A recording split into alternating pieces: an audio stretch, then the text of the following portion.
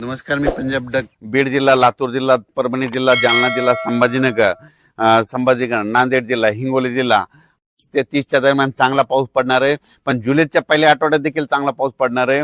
म्हणून ह्या मराठवाड्यातल्या शेतकऱ्यांनी घाबरून जाऊ नये. ज्या भागात आणखीन थोडेफार गावं वंचित राहायचे असतील, आज देखील त्या भागात पाऊस पडणार, तुमच्या देखील पेरण्या होतील. विदर्भ, पूर्व विदर्भ आणि पश्चिम विदर्भ, पूर्व आणि पश्चिम विदर्भामध्ये आज देखील वेगवेगळ्या भागात चांगला पाऊस पडणार. कुठं उडे नाले वाहतील, कुठं रिमझिम पडेल, कुठं पेंडवलता पडेल, पण पाऊस पडणार आणि सगळ्या शेतकऱ्याला जीवदान ठरणार आहे.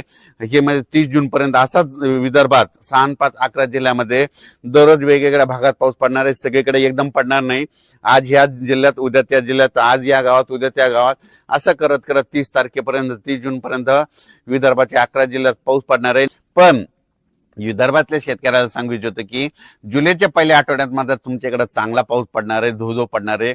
म्हणून हे अंदाज लक्षात येतात.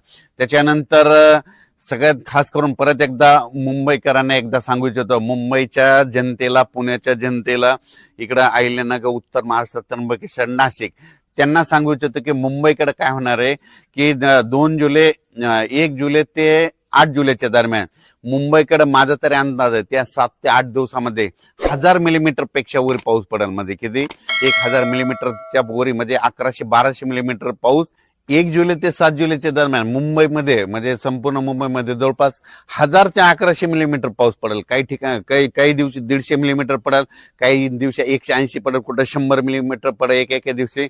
असं करत 7 दिवसामध्ये इतका पाऊस पडणार आहे. म्हणून मुंबईकरांनी म्हणजे त्या 8 दिवसामध्ये सतर्क राहावे, माझी ही विनंती आहे. ज्या ठिकाणी तुंबतं पाणी, ज्या ठिकाणी साचतं, त्या ठिकाणी सगळ्यात काळजी घेण्याचं सगळ्यात. याचा नंतर तुम्हाला काय केलं जाईल, पुन्हा आणखीन 1 तारखेला तुम्हाला आणखीन एक मेसेज दिला जाईल आणि कोणत्या टायमाला पाऊस येईल त्याचा सगळं डिटेल दिला जाईल.